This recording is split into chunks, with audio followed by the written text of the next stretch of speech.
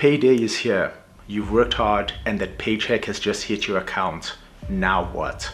But before you swipe your card or click add to cart on Amazon, I want to show you 3 things I always do before spending a cent and why this simple routine has changed my entire life.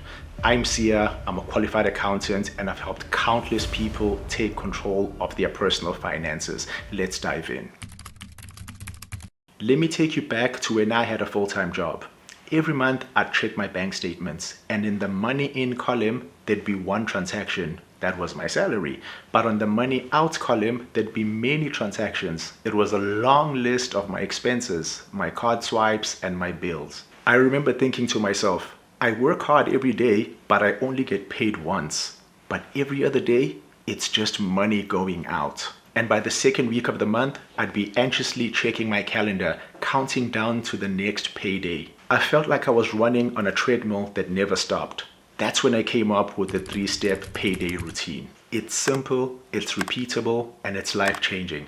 And I've followed it every payday since. Let me walk you through it. Before rent, before bills, before anything else, I move my money into investments and savings accounts. Why? Because if you don't pay yourself first, you'll pay everyone else and be left with nothing. Here's how I do it. 10% goes to savings. Yes, even when I was broke, I was still saving. About 5 to 10% to investments, and about 10% goes to a binge fund. This is for me to keep my sanity and to reward myself for working hard. I automate these transfers the moment my salary hits. No emotion, no decision fatigue, just pure habit. I get it. I know it feels hard to save when money is tight, but this one habit of paying yourself first gives you breathing room later, and it helps you build wealth quietly. Most people check their bank balance and think, cool, I've got money. But what they don't check is, what do I still need to spend on? Here's what I do instead. I open my calendar and ask, what bills are due this month? What birthdays, trips, or surprise costs that may come up? What did I overspend on last month? Then I map out the next 30 days before spending anything. This way, I'm not caught off guard, and I don't confuse money that's available with money that's spendable.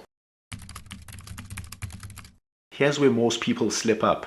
They pay bills, do a little saving, and then go into freestyle mode, spending whatever is left on whatever feels urgent or fun. But when every dollar has a purpose, you stay in control. This step is simple. You first list out categories of your expenses like rent, food, transport, personal giving, or any contingencies. Number 2, you decide what percentage of your income you're giving to each category. You can do this on a piece of paper or in an app, whichever works for you. And number 3, this is most important. You have to stick to your plan. And here's a bonus tip. I always leave a small reserve for surprise expenses. This one move has saved me from so many overdraft fees over the years. And if you've ever said to yourself, I don't know where my money went, this step is for you. When I started using this payday routine month after month, this is what changed. Number 1, I stopped living in overdraft. Number 2, I had money left over before the next paycheck. Number 3, I started building real savings without earning more. And number 4, I felt in control for the first time in years. This wasn't about budgeting harder. It was about being intentional on payday. All right, so let's recap these 3 steps. Number 1, pay yourself first. It's important that you automate this step.